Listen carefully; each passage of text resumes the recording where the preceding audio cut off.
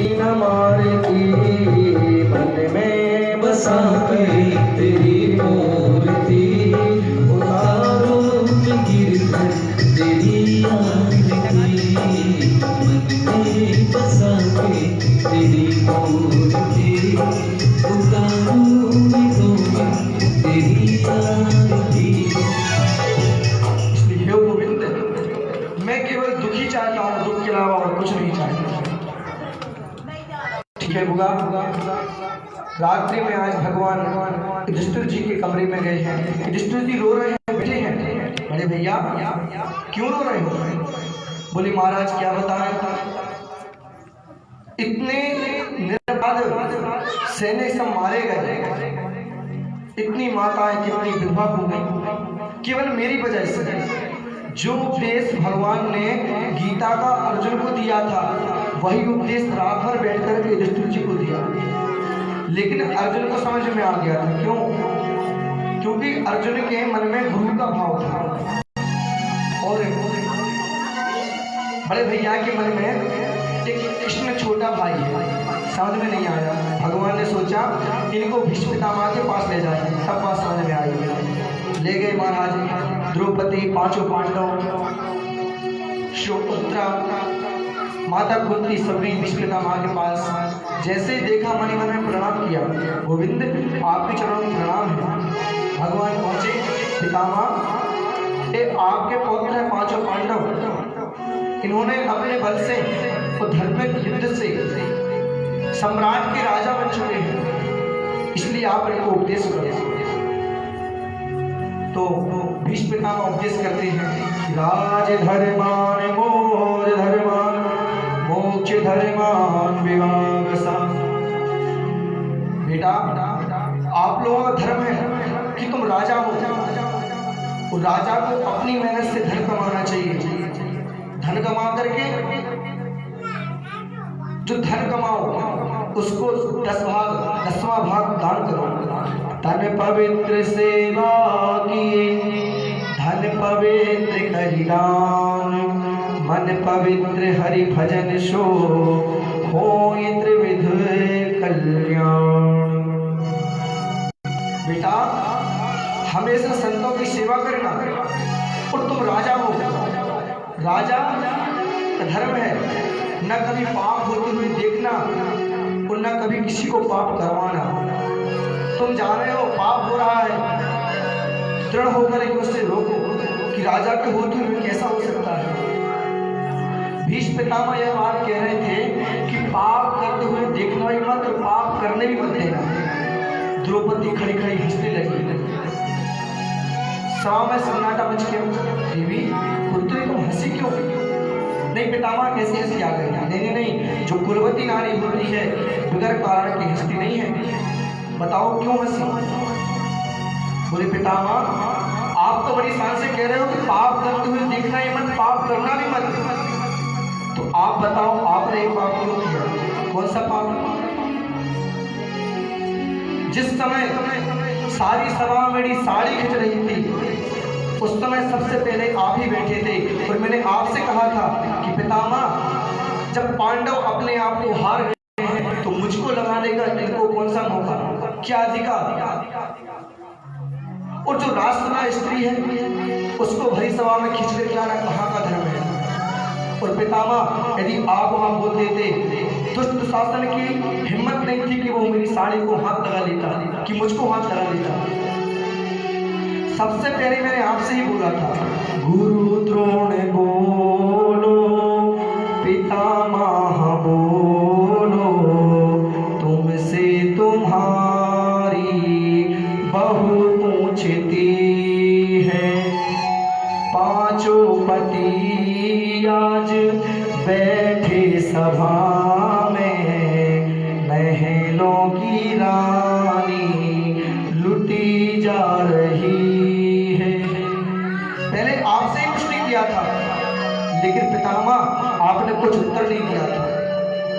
अरे वो तो मेरे गोविंद की कृपा है कि आओ कन्हैया, आओ मुरारी, तुमको पुकारे बहन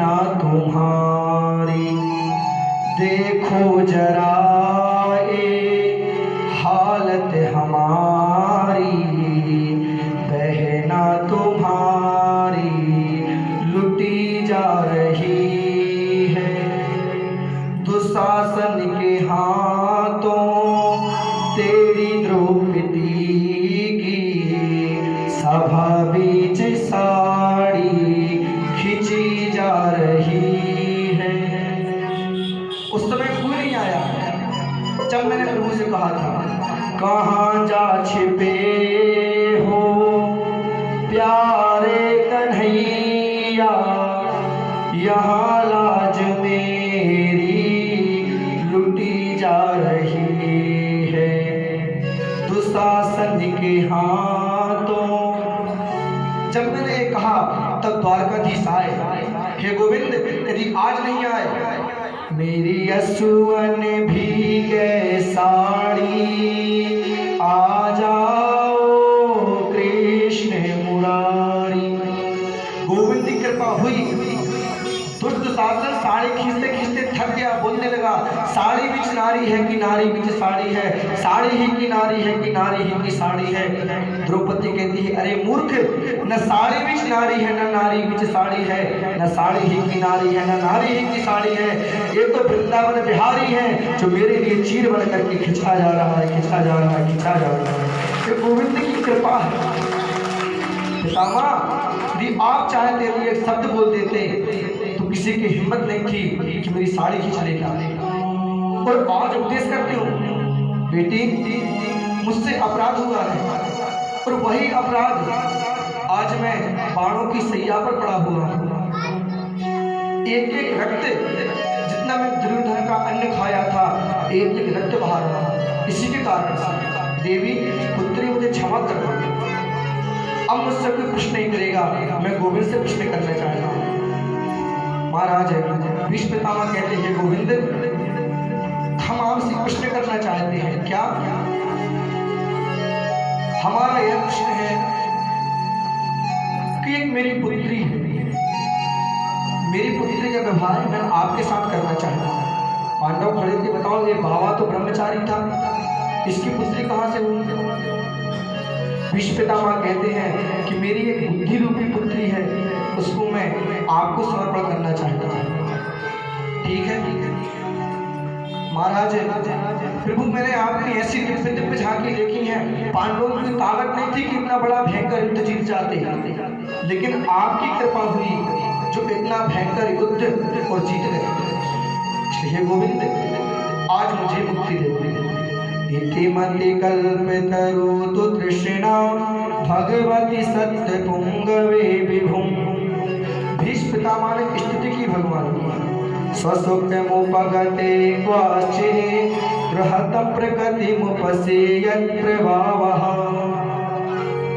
और जैसे ही सूर्य उत्तरायणी हुए, भीष्म पितामह ने अपने प्राणों का त्याग किया। कि देहांत काले तुम सामने हो, मुरली बजाते मन को लुभाते, यह गीत गाते मैं तननाथ त्यागूं, गोविंद दामोदर माधुमेति। भीष्म पितामह ने अपने प्राणों का त्याग किया और महाराज पांडव रोने लगे, हमारे पितामह हमको छोड़ के चले गए। लेकिन भगवान कहते हैं, देखो ऐसे महात्मा के लिए रोना नहीं चाहिए।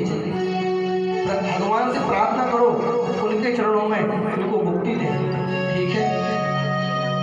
अब महाराज सारे पांडव सब बैठे हैं कि प्रसादा शिखिरारूढ़ कुरुनायोतक्षया बभ्रसो कुसुमहि कृष्णं प्रेमे विनाशमिते क्षणः।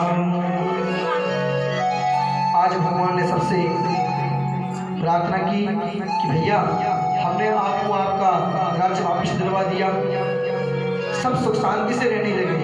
एक काम करो, हम भी जाना चाहते हैं, हमारे द्वारकावासियों को देखना कैसे हैं। भगवान आए, महाराज अर्जुन साथ में आए। युधिष्ठिर जी ने कहा, अर्जुन तुम गोविंद के साथ में जाओ। द्वारिका पहुंचे, सबसे पहले भगवान ने मैया देवकी के चरणों में वंदन किया। अभिवादनशीलस्य नित्यं विद्योपसेविनः चत्वारि तस्या वर्धन्ते आयुर्वृद्ध्या यशोबलम्। बड़ों को दंडवत करने प्रणाम करने में 4 वस्तुओं पड़ जाती है, यश बुद्धि बल आयु। आशीर्वाद मिलता है। भगवान ने सबसे पहले आकर के मैया को प्रणाम किया, द्वारका भूमि को प्रणाम किया और वसुदेव जी को प्रणाम किया। जिसके अंदर ज्यादा गुण होंगे वही दूसरे के सामने झुक सकता है। वृक्ष होता है, वृक्ष में जितने फल होंगे वृक्ष उतना ही नीचे जाता है और सूखा वृक्ष सीधा खड़ा रहता है और जब गिरता है तो जड़ से गिरता है। जिसके अंदर नम्रता होगी, ज्यादा गुण होगा, हमेशा दूसरे सामने झुकेगा। तो जो अहंकारी होगा खड़ा रहता है, झुकना छोड़ो, राम राम नहीं करता, राधे राधे नहीं करता, क्या करते हैं हेलो हाय। अरे भैया हेलो हाय वाय छोड़ो, राधे राधे बोलो, बोलो राधे राधे। भैया जी एकदशी 2 घंटे से एक मशीन ले लगाकर बोलते जा रही है और यहाँ तो यहाँ नहीं, भगवान के पास पहुंच जाए। भटक रहा संसार में कर कर भ्रष्टाचार, भवसागर से जीव है कैसे जावे पार। तन बल धन बल बुद्धि बल सरे न एक काम, एक बार मुझसे कहो जय श्री राधे। अभी भी आवाज देने का व्रत है, भोजन करके तो आए, जोर से लगा बोलिए वृंदावन बिहारी लाल की। सुखस्कोष्ठानि मूर्खस्य नामन्ति कदाचन, नामन्ति फलिनो वृक्षा नमन्ति गुणिनो जनः। महाराज भगवान द्वारिका पहुंचे और यहाँ पर तो परीक्षित ने जन्म ले लिया। जन्म लिया है, चारों ओर देख रहा है, ना रो रहा है ना हंस रहा है। समझ में नहीं आता कि चारों ओर देख किसको रहा है। भगवान को पता चला, भगवान ने कुर्ता बगलबंदी छच्चा लिया और आ गए। और जैसे भगवान के हाथ में आए तो खिलखिला करके हंस गए। बोलिए परीक्षित जी महाराज की। उनका नाम परीक्षित पड़ा। क्यों? चारों ओर क्यों देख रहे थे? इसलिए देख रहे थे कि वो कहाँ गए जिसने मेरी घर में आकर के रक्षा की। इस समान वो नहीं दिख रहा है। इनका एक नाम विष्णु रात भी है। और महाराज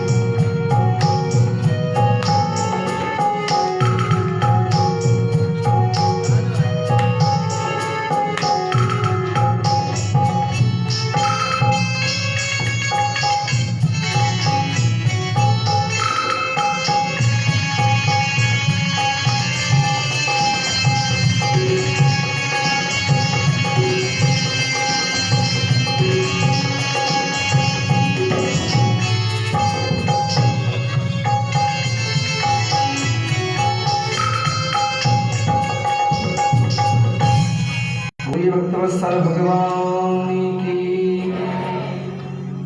भगवान ने नाम परीक्षित रखा और भगवान अर्जुन के साथ द्वारिका आ गया। महाराज यदुवंशियों बहुत युद्ध हुआ, सारे यदुवंशी मारे गए। भगवान भी अपने प्रधाम में वापस हो गए। अर्जुन आए, पूछा युधिष्ठिर जी ने, अर्जुन तुम तो जाते हो, भूल ही जाते हो हम लोगों को, तुमको तुम्हारे प्राणनाथ बन जाते हैं। अर्जुन तुम्हारा चेहरा क्यों लगा हुआ है, आकृति क्या है? वंचितो हम महाराजा हरिणाम बंधुरूपिणाम येन में पहतम तेजो देविष्मापनम महत्। चेहरे की आकृति इस प्रकार से होती है, या तो तुमने किसी पराई स्त्री से गमन किया है उसमें आकृति बिगड़ती है, नहीं तो गुरु की हत्या की है, जिसने गुरु की हत्या की हो उस कारण से आकृति बिगड़ती है। तुमसे कोई गुरु हत्या तो नहीं हुई, नहीं महाराज, तो चेहरे की आकृति क्यों बिगड़ी हुई है? तुम्हारा चेहरा उतरा क्यों हुआ? या तो इसलिए बिगड़ती है जो हमारा कोई आपसी रहता है, मित्र रहता है, हमको छोड़ के चला जाता है। बोले महाराज, हमारे योगेश्वर थे, वो छोड़ करके हमको चले गए। महाराज जैसे सुना, माता कुंती के तुरंत प्राण निकल गए, छोड़ के चले गए। अर्जुन, इतने दिनों में तुम आए, हमको संदेश सुनाया, इतना दुखित संदेश। महाराज छोटी सी अवस्था में परीक्षित को राज्य संभालना पड़ा, शरीर के साथ मात्र युधिष्ठिर जी गए, बीच में सबका पतन हो गया। महाराज धर्मराज जी को भी 1 मिनट के लिए नरक घूमना पड़ा। उसके बाद कुंड पहुंच गए। परीक्षित की बहुत छोटी अवस्था है, राज्य संभालते हैं। ऐरावती नाम की कन्या से का विवाह हुआ, पुत्र भी हुए। राजा सोचते हैं, बताओ मेरा इतना सुंदर राज्य है, कहीं चोरी नहीं होती, कोई ताला नहीं लगाता, गाय से बगैर धोने से दूध निकल जाता है। राजा परीक्षित जाते हैं भ्रमण करने के लिए, गांव में जाते हैं, संतों के यहाँ जाते हैं, संतों की सेवा करते हैं। संत सेवा नहीं कराते, भेष बदल करके ग्वाल वालों का भेष दे करके जाते हैं। आज बहुत समय हो गया, परीक्षित ने सोचा कि मेरा पुत्र बड़ा हो गया, इसको अब मैं राज्य संभालने की आज्ञा देता हूँ और मैं भजन करूंगा। हम लोग कहते हैं महाराज भजन क्यों करेंगे? भजन करेंगे बुढ़ापे में, बचपन में कौन भजन करता है? अरे भैया, बचपन से भजन करोगे तो हो सकता है कि 55 तक भगवान मिल जाए, और 55 की आस में लगे रहोगे तो पता नहीं कब पर जाओ, टिकट नहीं रहती, वहां गोल हो जाओ। भजन करूं मस्त जवानी में, बुढ़ापा किसने देखा है? भजन करूं मस्त जवानी में, बुढ़ापा किसने देखा है? भजन करूं मस्त जवानी में, बुढ़ापा किसने देखा है? भजन करूं मस्त जवानी में, बुढ़ापा किसने देखा है? आँख से अंधे हो जाओगे, रामायण पढ़ ना पाओगे। आँख से अंधे हो जाओगे, रामायण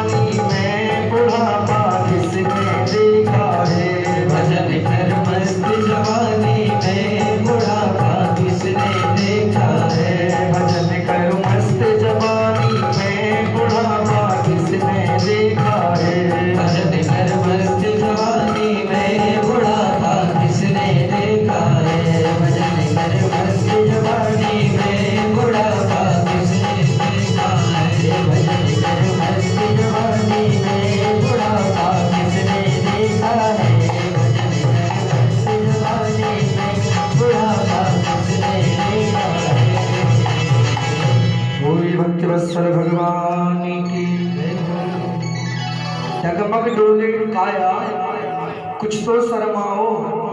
नाती कहने लगे बाबा बाबा, अब तो बाबा हो जाओ।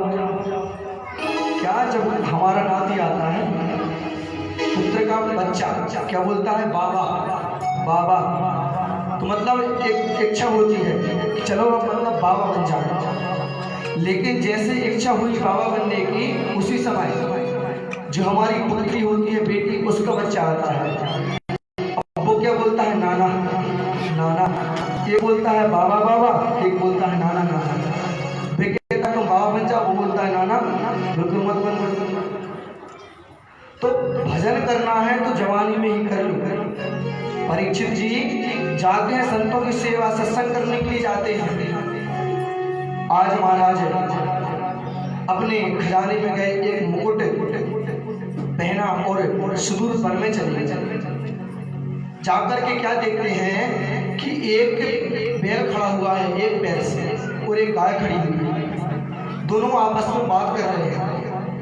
बैल गाय से कहता है, देवी तुम रोती क्यों हो, हमको हमारे पैर कट गए, इसलिए रोती हो। हमको ये लगता है तुम इसलिए रो रही हो कि तुम्हारे धराधाम पर भगवान लीला करके गए हैं, तो भगवान चले गए इसलिए रो रही हो। बैल कौन है, बैल साक्षात धर्म है। और जो गाय खड़ी है वह कौन है, वो पृथ्वी माता है, गौ का रूप धारण करके। देवी तुम रोती क्यों हो। महाराज परीक्षित खड़े थे, सुन रहे थे। पहले धर्म के 4 पैर हुआ करते थे, दया दान धर्म पवित्रता। लेकिन युग हटते गए, वैसे वैसे पैर कटते गए। परीक्षित जी आए, महाराज हमारे राज्य में पहली बार ऐसा आश्चर्य हुआ है कि आपके 3 पैर कटे हुए हैं, एक पैर पे खड़े हुए हो, और जो माता गौ माता रोती क्यों है।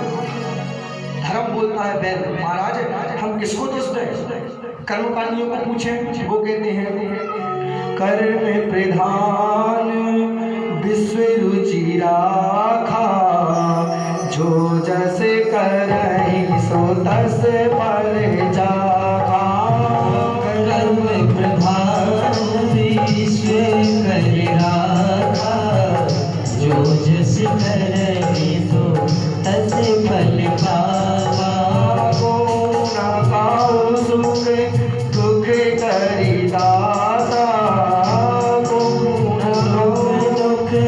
सुख कर दाता, निज कृत कर्म भोगि सब भ्राता।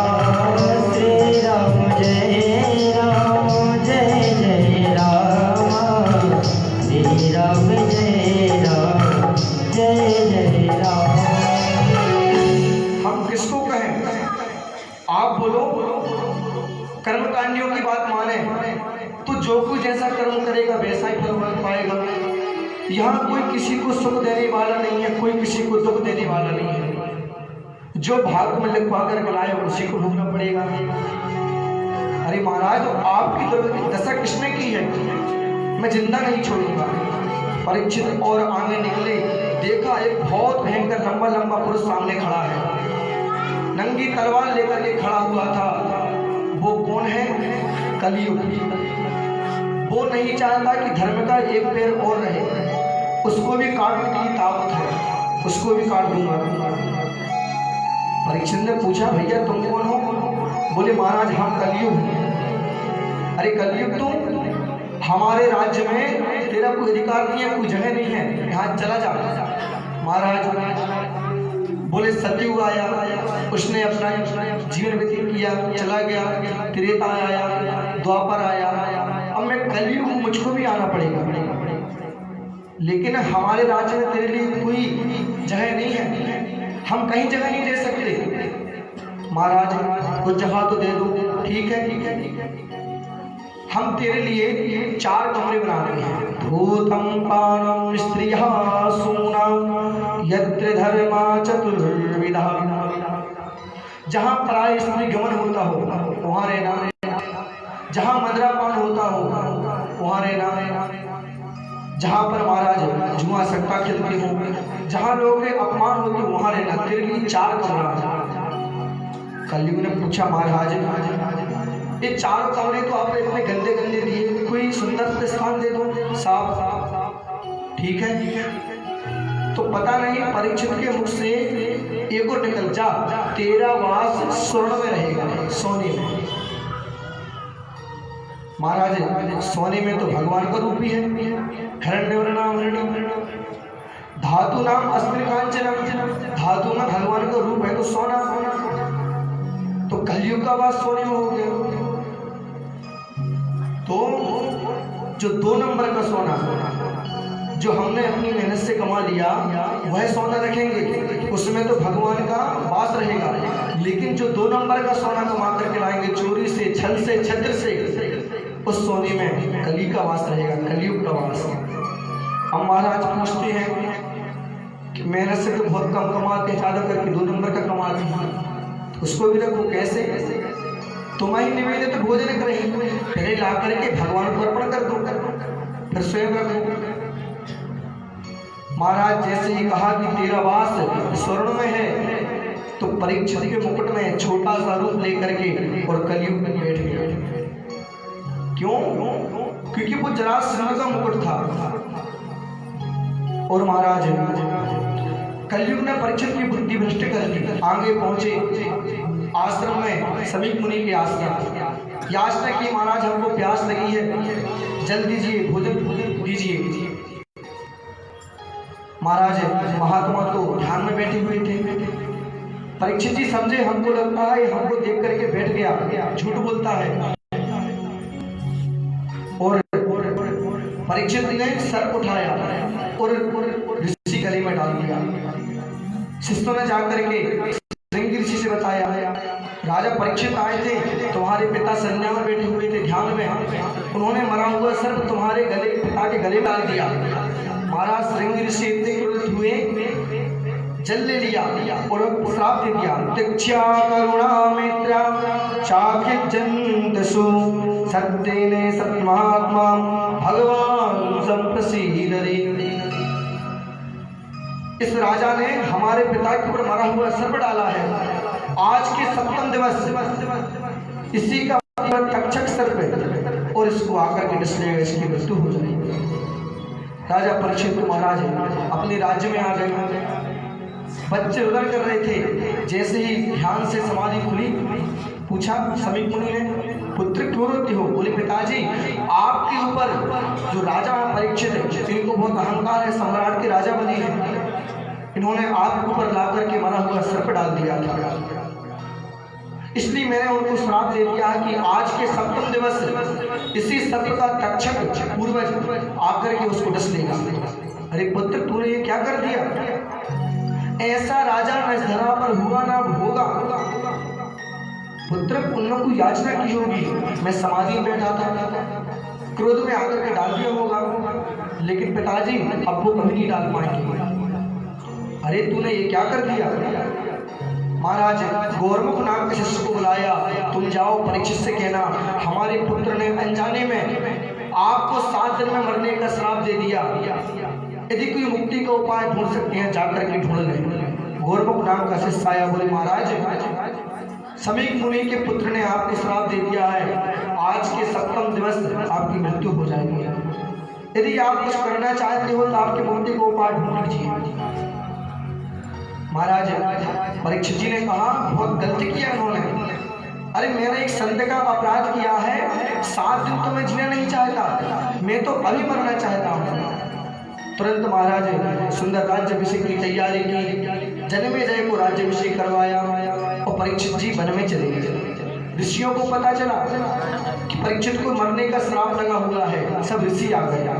महाराज आपको श्राप लगा हुआ है? बोले महाराज हमको श्राप नहीं लगा, हमको तो वरदान मिला है। अरे आप जैसे महर्षि आज हमारे पास आ गए हैं, हम तो धन्य हो गए हैं, श्राप कौन कहेगा, वरदान मिला है। लेकिन आप ये बताइए कि 7 दिन में मरने वाले व्यक्ति के कोई उपाय है? महाराज गौतम ऋषि सब बैठे हैं, एक से एक महान ऋषि बैठे हैं, लेकिन कोई बता नहीं पा रहा है कि 7 दिन में मरने वाले व्यक्ति के लिए उपाय क्या है, कोई विचार नहीं कर पाता। उसी समय सुखदेव जी की नेत्र खुले, सोचा चलो परीक्षित जी के नगर में जाते हैं। भगवान ने स्वयं पहुंचा दिया। वन से महाराज जा रहे थे, कहते हैं गांव से जाते हैं, ऐसे संत सुखदेव जी इतने बड़े ज्ञानी हैं, सोचा कोई 10-5 लोग पीछे लगे होंगे, लेकिन नहीं, गांव से निकलते हैं तो जो गांव के बच्चे हैं देखते हैं नंगा बाबा जा रहा है तो पीछे पीछे जाते हैं। तत्रा भवत भगवान व्यास पुत्रो इद्रक्ष्यामाट मनोक्षपः। ऐसे सम्राट परीक्षित के पास सुखदेव जी महाराज आए और महाराज आकर के जैसे आसन दिया, बिठाना, सुंदर परीक्षित जी ने पैर धुले, प्रणाम किया। संतों ने कहा देखो इनको ज्यादा सम्मान पसंद नहीं है, सम्मान मत करो, जो पूछना है वह पूछो। और महाराज परीक्षित जी ने प्रश्न कर दिया, अतः प्रेक्ष्यामि सत्सिद्ध्यं योगिनां परमं गुरुं पुरुषस्य यत् कार्यं म्रियमाणस्य सर्वदा। हे गुरुदेव, 7 दिन में मरने वाले व्यक्ति के लिए उपाय क्या है? हम बहुत घबरा रहे हैं, संत सब घबरा रहे हैं। सुखदेव जी ने कह दिया, परीक्षित चिंता न करो, चिंता न करो राजन, 7 दिन बाकी अभी, पल भर में ही परलोक सवर जाता है। खटबांग से राजा का मोक्ष 2 घड़ी में हुआ, तेरा तो समय 7 दिन तक रहता है। यह भागवत महापुराण है, यह ऋषि सवे साक्षी हैं। देखते हैं आज के 7वें दिवस तुम्हारे लिए, राम द्वार मोक्ष दरबार कैसे नहीं खुलता है। हे राजन चिंता मत करो, समझो तुम्हारी मुक्ति का उपाय मिल गया। बोलिए सुखदेव जी महाराज की। प्रश्न किया, सुखदेव जी ने समझा, राजन चिंता मत करो, मरने वाले व्यक्ति के लिए उपाय क्या है?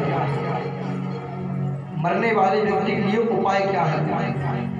परीक्षित जी चाहते हैं, पूछते गुरु जी हम मरने वाले हैं और हमको मरना नहीं है। सुखदेव जी में ऐसा सामर्थ्य था कि मरने नहीं देते। सुखदेव जी कहते हैं, राजन तुमने यह प्रश्न अपने लिए नहीं किया, किसके लिए किया? सारे विश्व प्रांत, सारी सृष्टि के लिए प्रश्न किया। देखो मरना सबको है, आज हम हैं, हम लोग जन्म भी 7 दिन में लेते हैं और मरते भी 7 दिन में। 7 दिन से कोई 8 दिन नहीं होता, मरना 7 दिन में ही है। सबको श्राप लगा है मानव जाति का, जन्म भी 7 दिन में लेंगे, मरेंगे 7 दिन में। तो सबसे बड़ा भय रहना चाहिए मृत्यु का। किसी को भय नहीं है लेकिन मृत्यु का भय रहता है। हमको मरना ही है। जैसे बिल्ली चूहे को देखती है, हम लोग क्या करते हैं, बिल्ली चूहे को देखती है, अब चूहा क्या करता है, अपनी आंख बंद कर लेता है। वो क्या सोचता है कि हमको तो बिल्ली नहीं दिख रही है। अब उसको क्या पता कि बिल्ली तो तुझे नहीं दिख रही है, लेकिन बिल्ली तुझको देख रही है। वो बिल्ली आती है, खा जाती है। ऐसे ही हम हैं, हम जानते समय लेकिन आंख बंद करके बैठे हैं। क्यों? हमको मरना है, सबको पता है कि एक न एक दिन तो मरना ही है, लेकिन सोचते नहीं है आगे क्या सोचेंगे, ये होगा वो होगा, भगवान का चिंतन नहीं करते। इसलिए परीक्षित सबको एक भय रहना चाहिए और ज्यादा से ज्यादा भगवान की भक्ति करना चाहिए। पहले मनुष्य की उम्र 1,00,000 वर्ष की होती थी, सतयुग में 1,00,000, तो जैसे त्रेता द्वापर कलयुग आते आते मात्र मनुष्य की उम्र बची 100 वर्ष की। 100 वर्ष मनुष्य क्या करता है, 20 वर्ष तो खेलने में गंवा देता है। खेलने के बाद 20 वर्ष के बाद विवाह हुआ तो आधा जीवन निकल जाता है। ससुराल प्यारी भई जिंदगी, जनकपुर जाते हैं, रहते हैं, ऐसे में ही सारा जीवन व्यतीत कर देते हैं। तस्मान् भारत सर्वात्मा भगवान ईश्वरो हरि, श्रोतव्या कीर्तिवच्च स्मर्तव्यश्च ताद्भयम्। जल्दी मरने वाले व्यक्ति के लिए उपाय यही है, क्या है कि श्वास श्वास पर कृष्ण भजी, वृथा श्वास जन खोय, ना जाने इस श्वास की आवन होए न होए। श्वास निकल के चली गई वो आने वाली है कि नहीं है, इसका कोई भरोसा नहीं है। हर श्वास में भगवान का स्मरण बना रहे, भगवान का चिंतन बना रहे, यह प्रयास करो। तो राजन, जिसको जल्दी मरना है, मरना नहीं चाहता, भगवान की भक्ति करना है, तो 4 बातों को ध्यान करना चाहिए। जितासन हो जित श्वासो जित संगो जितेन्द्रिय स्थले भगवतो रूपे मनः साधारे दिता। जितासन, सबसे पहले अपनी आसन को जीतने का प्रयास करो। एक आसन। जितश्वासो, प्राणायाम का अभ्यास करो। प्राणायाम से हमारी ब्रह्म वृद्धि शुद्ध होती है। जित संगो जितेंद्रिय, हमेशा असंग रहने का प्रयास करो। यदि आप असंग रहोगे तो दुनिया से मन भटक जाएगा, दुनिया मन नहीं लगेगा। संग रहोगे दुनिया मन लगेगा। नारियल होता है, जब तक गीला रहता है बजता नहीं है, और जैसे ही वह सूख जाता है तो बजाओ तो बजने लगता है। असंग हो जाता है, संग से लगा रहता है, उसको फोड़ो अलग निकल जाता है गीला, और चिपका रहता है, मिट्टी के साथ लगा रहता है। इसलिए असंग रहने का प्रयास करना। जिस संगो जितेंद्रिय, अपनी इंद्रियों पर काबू करना। जो जो कहती है इंद्रिया, इसकी बात बिल्कुल मत मानो। वो कहती है सुंदर भोजन चाहिए, सुंदर भोजन मत करो। नेत्र कहते सुंदर देखना है।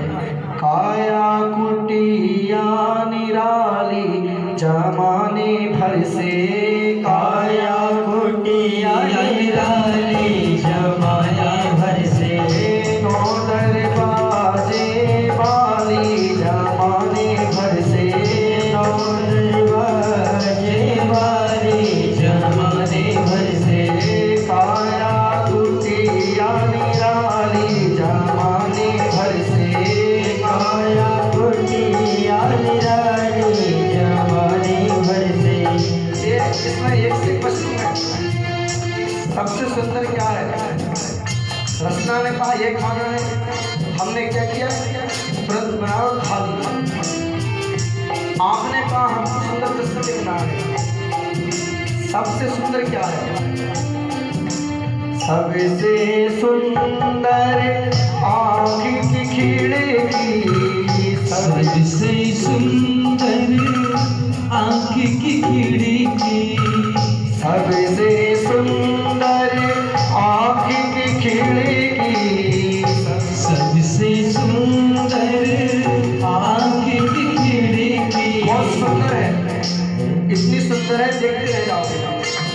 लेकिन जामे पुतली काली जमाने भर से, जामे पुतली काली जमाने भर से, काया कुटिया निराली जमाने भर से, काया कुटिया निराली जमाने भर से, काया कुटिया निराली जमाने भर से, काया कुटिया निराली जमाने भर से।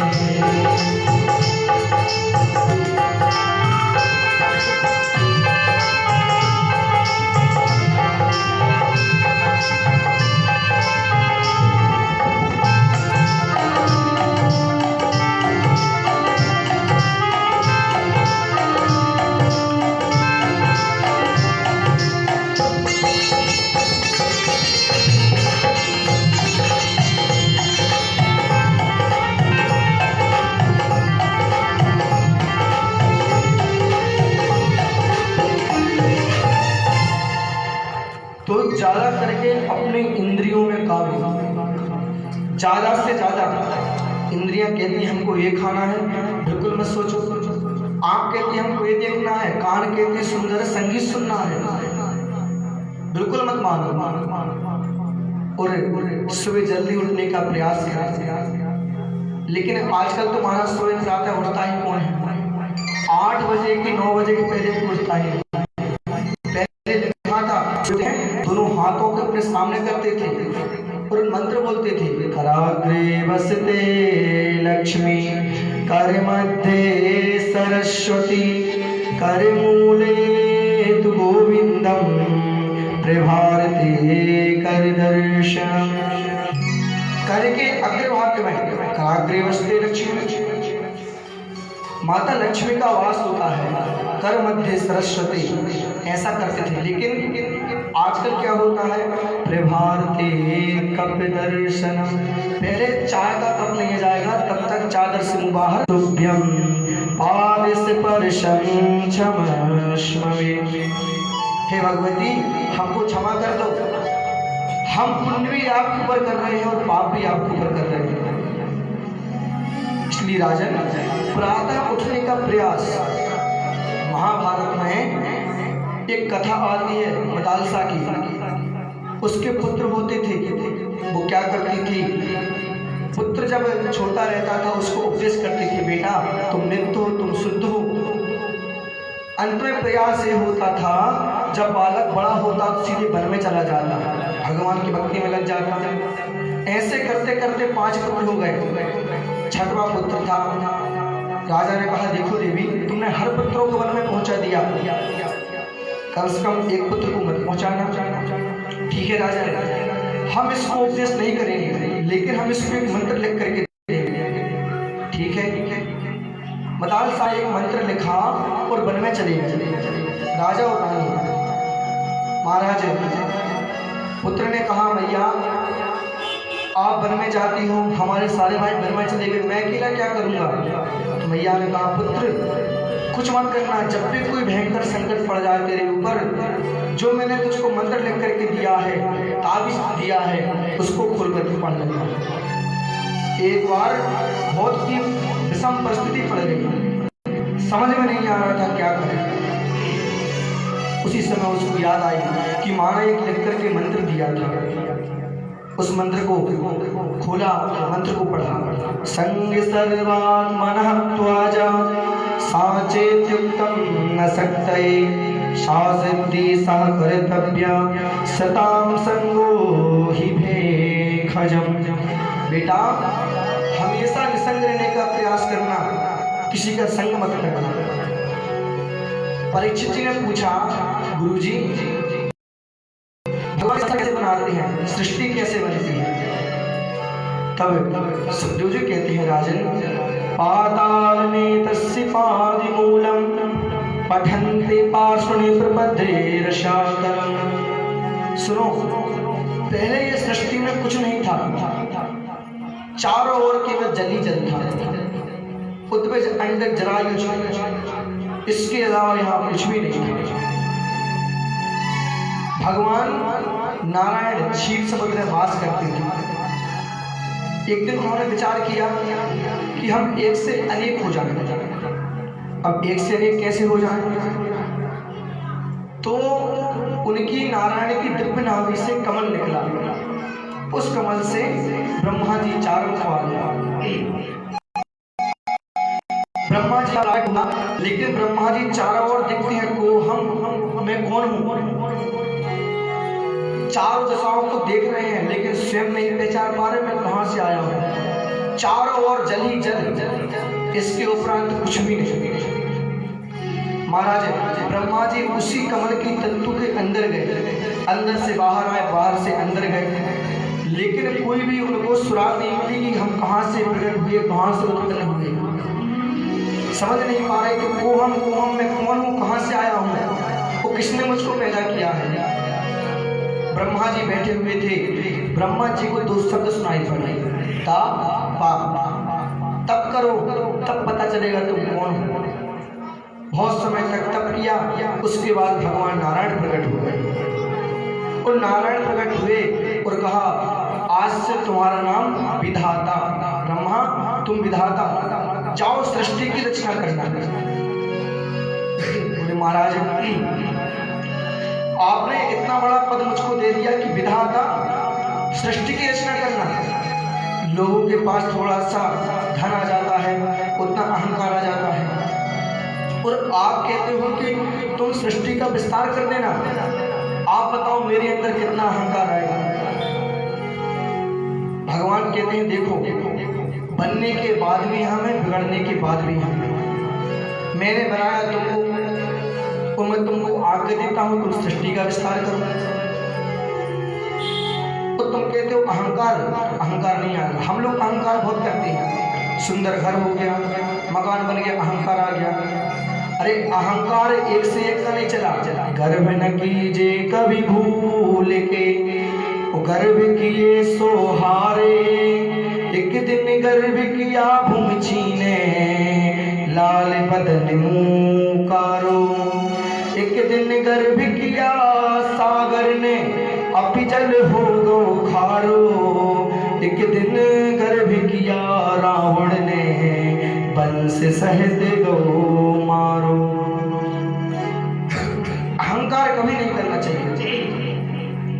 अहंकार, राजा हुए अनेक यहाँ पर, राजा हुए अनेक यहाँ पर, रावण रहे न राम रहे, जो आए थे गए यहाँ से, केवल उनके नाम रहे। कौरव पांडव ना जगत में, ना श्री घनश्याम रहे, जो आए थे गए यहाँ से, केवल उनके नाम रहे। कोई किसी का कुछ नहीं रह जाता, केवल नाम ही बचता है। इसलिए ब्रह्मा सृष्टि का विस्तार करो। बनने के बाद भी हम हैं और बिगड़ने के बाद भी हम रहते हैं। मकड़ी है, मकड़ी जाला स्वयं बनाती है, स्वयं खाती है। उसका बनाने का कारण वही है, उत्पाद भी वही करती है। सोना था, एक सोने की ईंट किसी ने दी, वह सोना ले जाकर के मैं सुनार के पास डाल दिया। अब वह सोना मिटा करके उसने उसके अलग अलग आभूषण बना दिए, कुंडल बना दिए, हाथ के कंगन बना दिए, तो अलग अलग प्रकार से बना दिया, हार बना दिया। अब हम उसको पहन के जाएं तो लोग क्या कहेंगे, ये कुंडल है, ये हार है, ये नथनी है, ये हाथ का ब्रासलेट है, ये अंगूठी है। सोना एक था लेकिन नाम अलग अलग हो गए। और एक दिन गुस्सा आई, सारे आभूषणों को लिया, खुली में डालकर के कुचल दिया, तो क्या बचा, केवल सोना। तो बनने के पहले भी सोना था और मिटने के बाद भी सोना है। तो ब्रह्मा सृष्टि का विस्तार करो। एक बच्चा था गरीब घर का, पिता ने कहा बेटा इस बार तुम परीक्षा में अच्छे नंबर लेकर के आना, और अच्छे नंबर लेके आओगे तो हम तुमको सोना लवाएंगे। ठीक है। परीक्षा हुई, बहुत अंकों से पास हुआ। अब बच्चे से पिता ने कहा था कि हम तुमको सोने की वस्तु लवाएंगे, तो बच्चे को लिया, चलो बाजार चलते हैं। बाजार जा रहे थे, रास्ते में कोई मित्र मिल गया, उससे बात करने लगे, बेटा ये दुकान है, तुम जाओ वहां से तुम पता कर लेना और ले आना। अब बच्चा अंदर गया, पूछा भैया ये क्या है, उसने कहा एक अंगूठी है। भैया ये क्या है, ये ब्रासलेट है।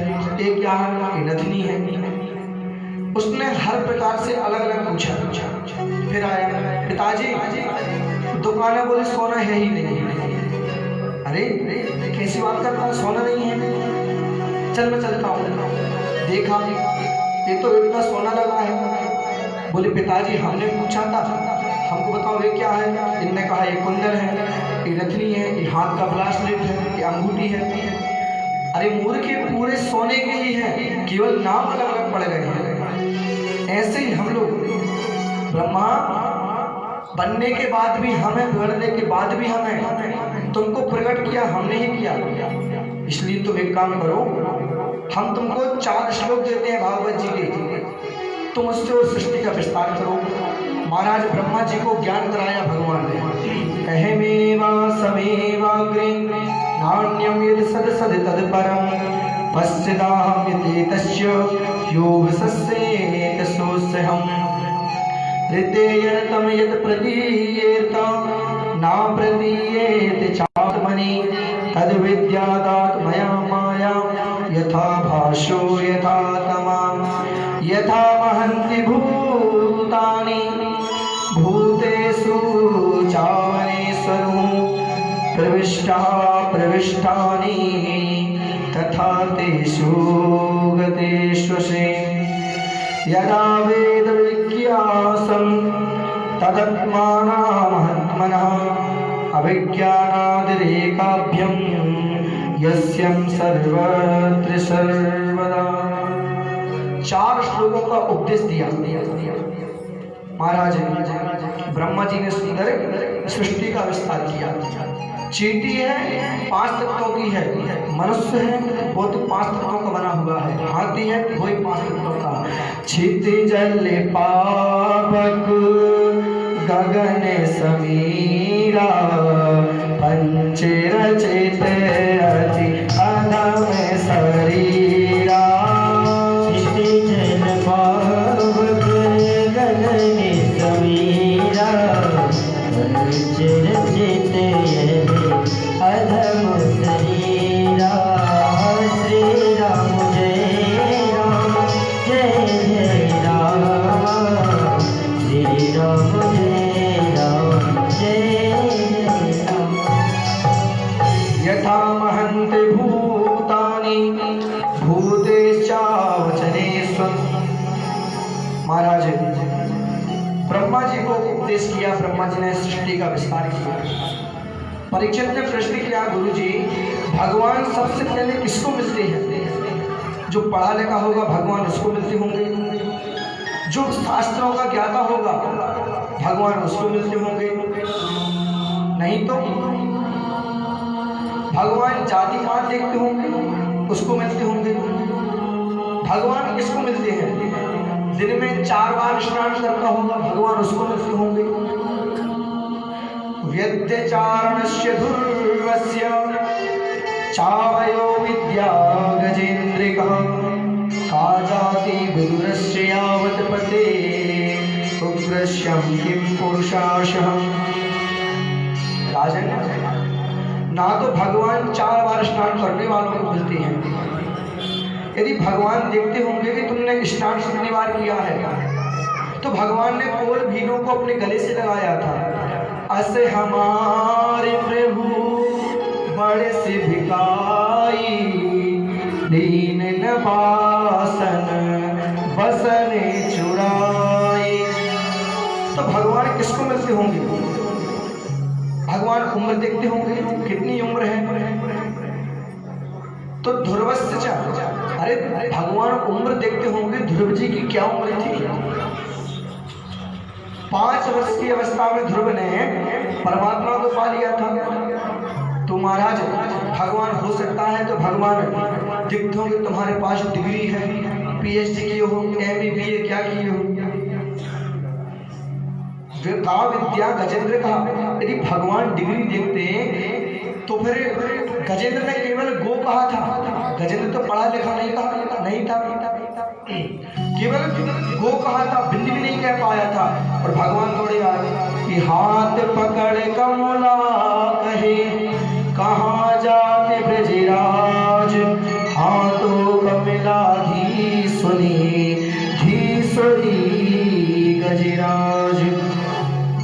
भगवान देखते नहीं है कौन कितना पढ़ा लिखा है। तो महाराज भगवान जाति देखते होंगे, किसकी जाति क्या है? सुखदेव जी कहते हैं राजन भगवान यदि जाति देखते होंगे तो का जाति विदुरस्य यावत् पते। अरे विदुर जी की क्या जाति थी? दासी पुत्र विदुर। और भगवान ने जाकर के उसके घर में केले नहीं खाए, केले के छिलके खाए। गुरुजी भगवान ने छिलके कैसे खाए हमको बताइए। तब सुखदेव जी कहते हैं सुनो राजन यदा तु राजा सुतनानि साधुं कृष्णानि धर्माणि प्रणेष्टि दृष्टि। जब कौरव पांडव मृत्यु होने का षड्यंत्र रचा जा रहा था, पांडवों को लाक्षय ग्रह में जलाने का षड्यंत्र किया जा रहा था, उस समय विदुर जी आए। विदुर जी महामंत्री हैं, उपदेश करते हैं। धृतराष्ट्र से कहते हैं राजन तुम्हारी ऊपर की आंख तो भगवान ने पहले से ही नहीं दी, लेकिन तुम्हारी जो अंदर की आंखें हैं तुम्हारे सारे सपने ने उसको ही भ्रष्ट कर दिया। अरे युद्ध होगा, कितना भयंकर युद्ध होगा, कितनी माताएं विधवा हो जाएंगी, कितने बच्चे अनाथ हो जाएंगे। तुम चाहो तो युद्ध को रोक सकते हो। लेकिन महाराज दुर्योधन आ गया। दुर्योधन ने कहा, दासी पुत्र, मैंने तुझको मंत्री का पद दिया, मेरे पिता को मेरे विरुद्ध भड़काता है, निकल जाए यहाँ से। महाराज विदुर जी को तो महल से निकाल दिया। विदुर जी कदली के वन में चले गए और भगवान के नाम का गुणगान करने लगे। ओम नमो भगवते वासुदेवाय का जप करते हैं, वन में रहते हैं, केले के फल खाते हैं, भक्ति करते हैं भगवान की। एक दिन देखा हस्तिनापुरी सज रही है। क्यों? कि आज हमारे द्वारकाधीश आ रहे हैं। महाराज विदुर जी को पता चला द्वारकाधीश आने वाले हैं, दौड़े हुए आ गए। अरे विद्वानी सुनती हो, आज हस्तिनापुरी बहुत सज रही है। क्यों सज रही है? अरे इतनी सज रही है कि हमारे द्वारकाधीश आने वाले हैं। अच्छा महाराज, लेकिन हम तो महल से निकल गए हैं ना, हमको कहाँ देखेंगे वो? अरे वो हमको नहीं देख पाए तो हम उनको नहीं देख पाए तो क्या, वो तो हमको देख लेंगे, चिंता क्यों करती हो? ठीक है महाराज, इतनी बनावटी तैयारी की है दुर्योधन ने। आज भगवान आ रहे हैं, सारी प्रजा खड़ी हुई है, विदुर जी खड़े हुए हैं, इतना स्वागत हो रहा है। भगवान कहीं नहीं देख रहे। भगवान किसको देख रहे हैं? हमारा विदुर कहाँ खड़ा हुआ है। और जैसे ही विदुर जी के ऊपर नजर पड़ी तो महाराज विदुर जी तो गदगद हो गए। 4 मिले 64 खिले, 20 रहे करी जोर, सजन से साजन मिले, पुलकित 7 करोड़। जैसे ही विदुर जी की आंखें मिली, भगवान की आंखें मिली, 4 मिले 64 खिले, दोनों की आंखें मिली, दोनों मुस्कुराए। महाराज इतना सुंदर दृश्य है। सहस्त्र शीर्षा पुरुषा सहस्त्राक्षा सहस्त्र पात्र। अरे भगवान के अनेकों नेत्र हैं, अनेकों हाथ हैं। सारी सभा में भगवान ने विदुर जी को इशारा कर दिया, विदुर जी आपके घर आएंगे हम। ठीक है, ठीक है, ठीक है। और महाराज सभा में पहुंचे। दुर्योधन ने बहुत सुंदर सिंहासन लगा दिया। विदुर जी सभा में नीचे बैठे हुए सभी लोग के साथ बहुत वार्ताएं हुई। भगवान ने कहा, दुर्योधन, हमने तुमको दुर्योधन नहीं कहा, हमने तुमको सुयोधन कहा है, तुम तो सुयोधन हो। अच्छा हम आपसे एक बात पूछते हैं, बताना। जी पूछिए। बोले पांडव तुम्हारे भाई हैं? बोले हाँ जी। तुम्हारे काका के पुत्र हैं? कहा। तो तुम्हारे भाई हैं, तुम्हारे काका के पुत्र हैं, तो उनको अधिकार मिलता है आधे राज्य का। तुम आधे राज्य मत दो, केवल तुम 5 गांव 5 प्रांत उनको दे दो, हम उतने में ही खुश रखने का प्रयास करेंगे। दुर्योधन तड़क गया। अरे महाराज कैसी बात करते हो? सूचन क्रय दस्यामि बिना युद्धेन केशवाश। तुम तो 5 गांव देने की बात करते हो, बिना युद्ध के सुई की बराबर नौक की जगह भी उनको नहीं होगा। दुर्योधन, तुमने युद्ध की भिन्नता को देखा है? कैसे कैसी माताएं विधवा हो जाएंगी, कितने बच्चे अनाथ हो जाएंगे। जो हरी भरी दूर्वा दिख रही है, लाल खून में रंगी रहेगी। विचार करो कुछ। अरे द्वारकाधीश, हमने कह दिया हम कुछ नहीं देंगे तो कुछ नहीं देंगे। महाराज कई लोग को बोलने का समझ नहीं रहता। ऐसी वाणी बोलिए मन का आपा खोए, और निगो शीतल करे आपहु शीतल हो।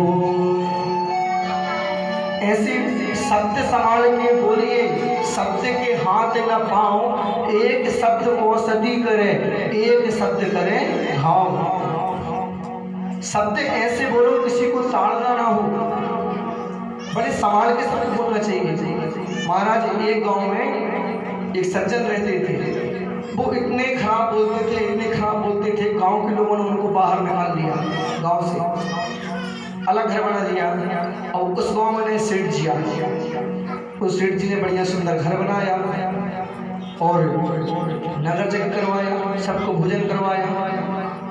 उसने कहा, भैया आपकी बचा तो नहीं है भोजन करने के लिए? बोले महाराज वैसे कोई नहीं बचा, लेकिन एक बचा है। बोले कौन? उसको बोले गांव में कोई नहीं बुलाता, गांव से बाहर निकाल के, बहुत खराब बोलता है। अरे जैसा बोलता है, लेकिन आज हम पहली बार गांव में आए हैं, हमारा मकान बना है, नगर चक हुआ, बुलाओ उसको। ठीक है, बुलवाया महाराज, वो आया, उसने आकर के राम राम की। सेठ जी ने कहा ठीक है तुम आ गए हो, पहले तो हमारे महल का निरीक्षण करो, हमारा महल कैसा है, उसके बाद भोजन करना। ठीक है, इसने दोनों हाथ पीछे किए, निरीक्षण करने लगा, देखने लगा। सेठ ने पूछा भैया बताओ कैसा मकान है? बोले महाराज मकान तो ठीक है, लेकिन हम विचार ये कर रहे हैं कि आपके महल के दरवाजे बहुत छोटे हैं। तो बोले हाँ दरवाजे छोटे हैं, तो हम ये सोच रहे हैं आप जब मर जाओगे तो आपको निकालेंगे कैसे? अरे राम राम, ऐसी बात करता है? क्या किया? बोले महाराज मकान तो ठीक है। तुरंत महाराज आपके महल के दरवाजे बहुत छोटे, उसने जेल में डाल दिया। ऐसा बोलता है जेल में करो इसको। अब महाराज उसकी पत्नी आई, अरे महाराज हमारे पतिदेव को आपने जेल के अंदर डाल दिया। अरे बता तेरे पति वैसे ही बोलते थे। अच्छा तू बता, तू एक काम करना, पहले हमारे महल का निरीक्षण करना, उसके बाद बताना कि महल कैसा बना है, फिर गुजर करना। ठीक है। अच्छा हमारे पति ने क्या कहा था? बोले हम बताएंगे, पहले तुम निरीक्षण करो। अब इसने निरीक्षण किया, पूरा घर देखा, तो वो बोली महाराज बताओ हमारे पति ने क्या कहा था? बोले तेरे पति ये बोल रहे थे बताओ कि तुम्हारे महल के दरवाजे छोटे हैं, तुम मर जाओगे, तुमको बाहर कैसे निकालेंगे? अब वो कहती महाराज हमारे पति तो ठीक ही तो बोल रहे थे, लेकिन हमारे हिसाब से एक बात अलग है। बोले क्या? हमारे पति जो गलत बोल रहे थे, हमको तो ये लगता है जब आप मर जाओगे तो आपको कहीं नहीं ले जाएंगे, आपके गतरा कर करके फिर बाहर निकालेंगे। बताओ एक से एक, इसको भी जेल में डालो। उसका पुत्र को पता चला, पुत्र आया, बोले महाराज हमारे माता पिता को आपने अंदर डाल दिया, हम कैसे जिएंगे उनके बिना? अरे बता तेरे माता पिता ऐसी ऐसी बातें करते हैं, क्या बोल दिया? तू एक काम कर, पहले तू भोजन कर, उसके बाद तू निरीक्षण करना हमारे घर का। ठीक है, इसको पहले भोजन कराया, निरीक्षण किया। बोले महाराज हमारे मम्मी पापा जी क्या बोल रहे थे? तेरे पिता बोल रहे थे कि महल के दरवाजे छोटे हैं, तो मरने के बाद हमको बाहर कैसे निकालेंगे? माँ क्या बोल रही थी? माँ ये बोल रही थी कि हमको लगता है तुम्हारे गतरा कर करके बाहर निकालेंगे। बोले महाराज हमारे मम्मी पापा दोनों गलत बोल रहे थे, सही क्या है? बोले हमको तो ये लगता है आपको ना बाहर निकालेंगे ना भीतर पहुंचाएंगे, आपके गतरा कर करके गड्ढा करके और यहीं गाड़ देंगे। बोलिए भक्तवत्सल भगवान की। तो ऐसे ऐसे ऐसी वाणी नहीं बोलना चाहिए। दुर्योधन ने इतने निकृष्ट बोले, तुरंत हाथ दबा दिया। अरे मूर्ख कैसी बात करता है, जगदीश्वर है, दुष्ट है, वाणी संभाल करके बोली।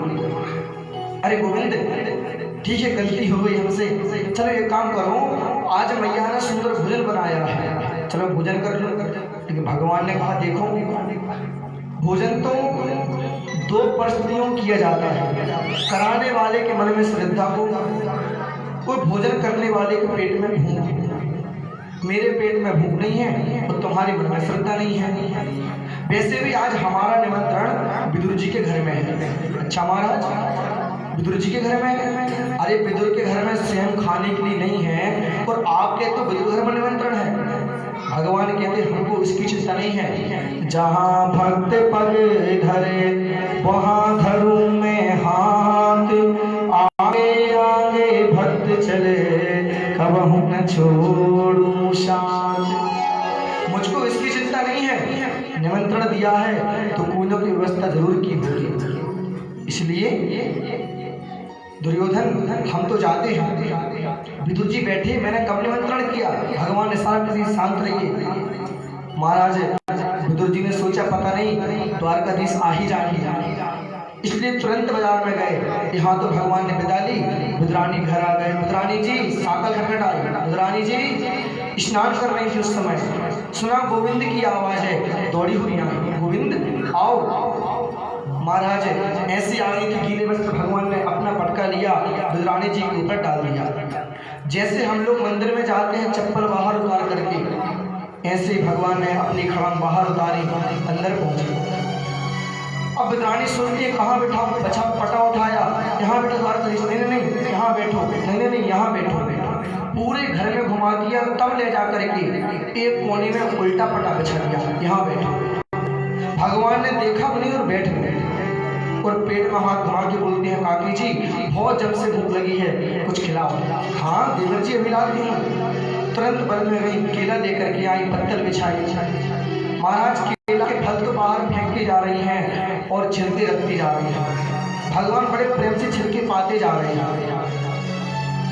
महाराज विदुर जी आए, अरे विद्राण जी सुनते हो, अरे काहे को हल्ला मचाते हो, क्या बात है? अरे द्वारकाधीश आने वाले हैं। अरे महाराज आने वाले हैं कि यहाँ करके बैठे हैं, आ गए? अरे वो तो बड़े प्रेम से केले खा रहे हैं, चलो। महाराज आकर के देखा तो केले कहाँ, भगवान छिलके खा रहे थे। हरे राम राम, बताओ द्वारकाधीश गरीब की कुटिया में आज तो आए हैं, लेकिन तूने क्या किया, केले छोड़ के छिलके खिला दिए। द्वारकाधीश आप बता नहीं पा रहे हो, भगवान का ध्यान भंग हुआ। अरे हम छिलके खा रहे थे। लो प्रभु गलती हो गई, क्षमा करना, मक्खन मिश्री खाओ। भगवान ने माखन ली। कहा विदुर जी एक बात बोले? बोलो। बोले जो स्वाद छिलकों में था वह स्वाद इस माखन मिश्री में नहीं है। क्यों? मैं किसी वस्तु का भूखा नहीं हूँ। पत्रम पुष्पम फलम तोयम यो में भक्त्या प्रयच्छति। मैं तो केवल भाव का भूखा हूँ। और जे आप बाजार से लेकर के आए हो, लेकिन विदुरानी जी ने अपने हाथों से केले के छिलके मुझको खिलाए हैं। भाव का भूखा हूँ मैं, भाव ही बस एक सार है। भाव से भज ले मुझे, भव से बेड़ा पार है। बोलिए वृंदावन बिहारी लाल की। महाराज भगवान ने इस प्रकार से विदुर जी का छिलके खाए। अभी संबंधित कथा कल ठीक 2 बजे से प्रारंभ हो जाएगी। सही भक्तों से निवेदन है बहुत ध्यान से सुने कथा का। आज ब्राह्मण, कल है कृष्ण जन्म। तो हमारे घर में जब दादा होते हैं, बच्चे होते हैं, तो क्या बनते हैं? लड्डू। तो जिसकी जो सामर्थ्य हो, थोड़ी जितनी भी हो, लड्डू लेकर के सभी लोग आए, और हो सके तो पीले वस्त्र पहन करके आना। कल नंदोत्सव मनेगा, सब लोग पीले वस्त्र पहनते हैं ब्रजमंडल में, तो जितना हो सके पीले वस्त्र पहन करके आना। बड़ी धूमधाम से कल नंदोत्सव मनाएंगे। आइए कथा को विराम देते हैं। सुनने वाले कथा को देता यही विराम, कल हम फिर सुन पाएंगे लेकर कृष्ण का नाम। जय जय श्री कृष्णा, जय जय श्री कृष्णा, जय जय श्री कृष्णा, जय जय श्री कृष्णा। सुनने वाले कथा को देता यही विराम, कल हम फिर सुन पाएंगे लेकर कृष्ण का नाम। जय जय श्री श्यामा, जय जय श्री श्यामा, जय जय श्री श्यामा, जय जय श्री श्यामा। वृंदावन सोवन नहीं, नंदगांव सोगांव, बंसी बट सोबत नहीं, कृष्ण नाम सोना। जय जय श्री कृष्णा, जय जय श्री कृष्णा, जय जय श्री कृष्णा, जय जय श्री कृष्णा। अर्चन धर्मन काम रुचि, गति न चाहूं निर्वाण, जन्म जन्म रति राम पद, यह वरदान नया। जय जय श्री राधे, जय जय श्री राधे, जय जय श्री राधे, जय जय श्री राधे। जय जय श्री कृष्णा, जय जय श्री कृष्णा, जय जय श्री कृष्णा, जय जय श्री कृष्णा। जय जय श्री राधे,